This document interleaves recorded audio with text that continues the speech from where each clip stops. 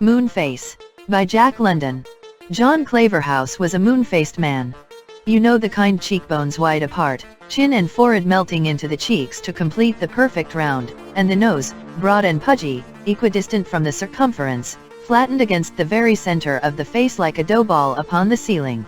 Perhaps that is why I hated him, for truly he had become an offense to my eyes, and I believed the earth to be cumbered with his presence.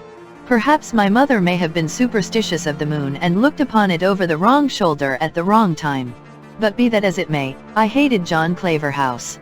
Not that he had done me what society would consider a wrong or an ill turn. Far from it, in any such sense. The evil was of a deeper, subtler sort, so elusive, so intangible, as to defy clear, definite analysis in words. We all experience such things at some period in our lives. For the first time we see a certain individual, one whom the very instant before we did not dream existed, and yet, at the first moment of meeting, we say, I do not like that man. Why do we not like him? And we do not know why, we only know that we do not. We have taken a dislike, that is all. And so I with John Claverhouse.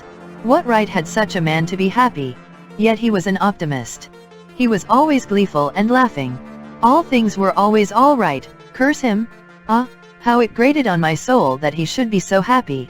Other men could laugh, and it did not bother me. I even used to laugh myself before I met John Claverhouse. But his laugh? It irritated me, maddened me, as nothing else under the sun could irritate or madden me.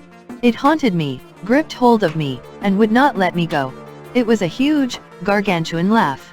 Waking or sleeping it was always with me, whirring and jarring across my heartstrings and the very fibers of my being like an enormous rasp. At break of day it came whooping across the fields to spoil my pleasant morning reverie.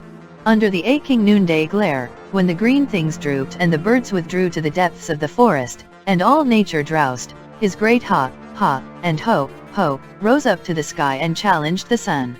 And at black midnight, from the lonely crossroads where he turned from town into his own place, came his plaguey cachinnations to rouse me from my sleep and make me toss about and clench my nails into my palms. I went forth privily in the night time and turned his cattle into his fields, and in the morning heard his whooping laugh as he drove them out again.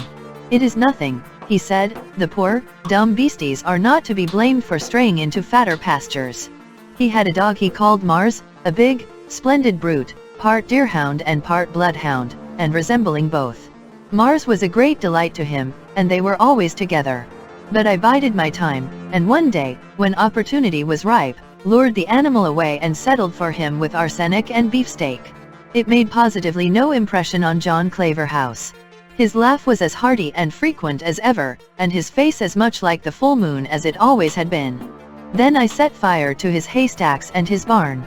But the next morning, being Sunday, he went forth blithe and cheerful. Where are you going? I asked him, as he went by the crossroads. Trout, he said, and his face beamed like a full moon. I just dote on trout, you know. Was there ever such an impossible man? His whole harvest had gone up in his haystacks and barn. It was uninsured, I knew. And yet, in the face of famine and the rigorous winter, he went out gaily in quest of a mess of trout, forsooth, because he doted on them? Had gloom but rested, no matter how lightly, on his brow, or had his bovine countenance grown long and serious and less like the moon, or had he removed that smile but once from off his face, I am sure I could have forgiven him for existing. But, no, he grew only more cheerful under misfortune. I insulted him. He looked at me in slow and smiling surprise. I fight you? Why, he asked, slowly. And then he laughed. You are so funny. Ho, ho, you'll be the death of me? He, oh, ho, ho, ho. What would you? It was past endurance. By the blood of Judas, how I hated him. Then there was that name Claverhouse. What a name! Wasn't it absurd? Claverhouse? Merciful heaven, why Claverhouse? Again and again I asked myself that question. I should not have minded Smith, or Brown, or Jones, but Claverhouse. I leave it to you. Repeat it to yourself, Claverhouse. Just listen to the ridiculous sound of it, Claverhouse. Should a man live with such a name? I ask of you. No, you say. And no, said I. But I bethought me of his mortgage. What of his crops and barn destroyed, I knew he would be unable to meet it. So I got a shrewd, close-mouthed, tight-fisted moneylender to get the mortgage transferred to him.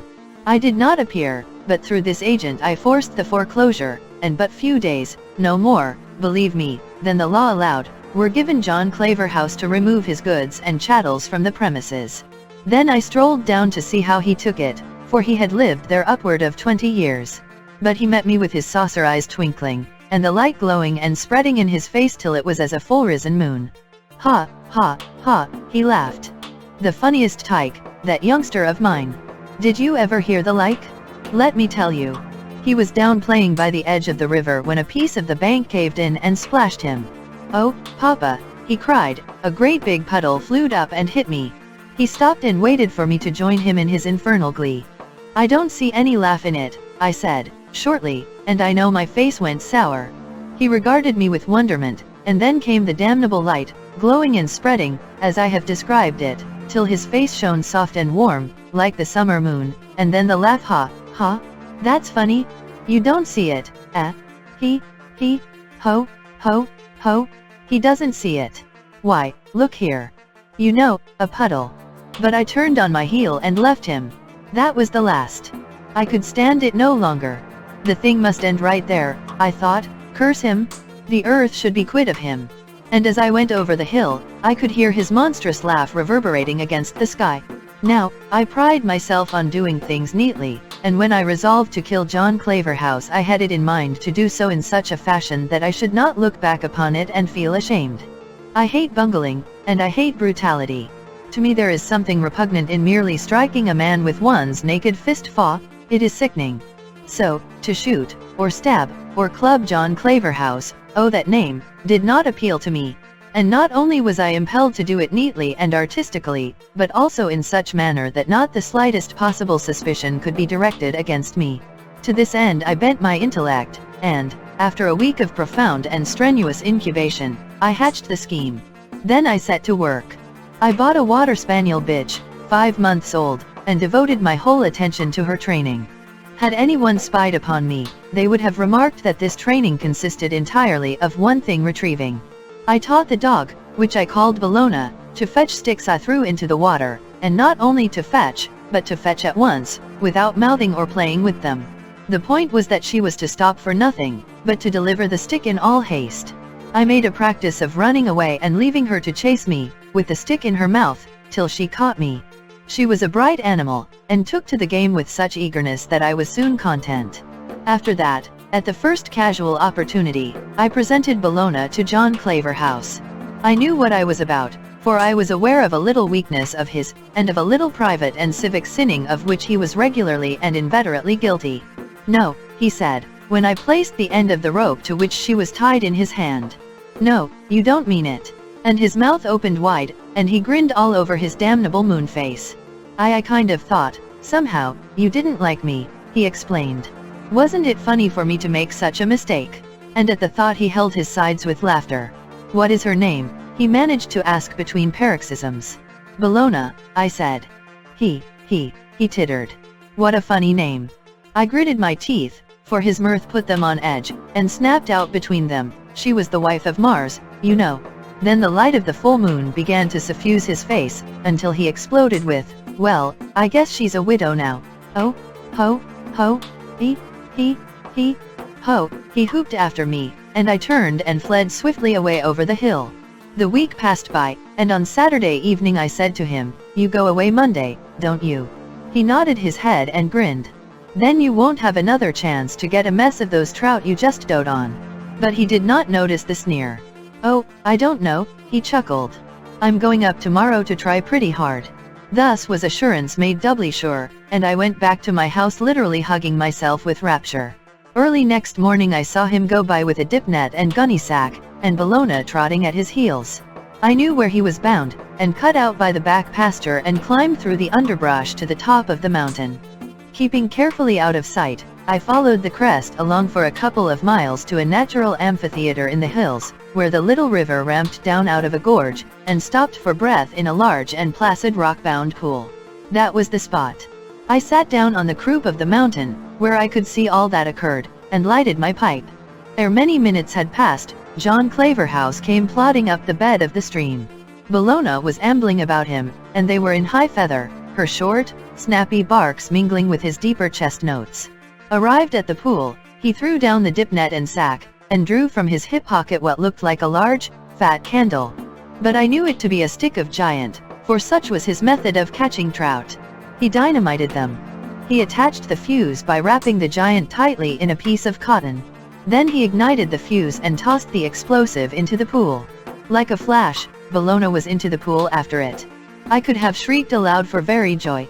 Claverhouse yelled at her, but without avail.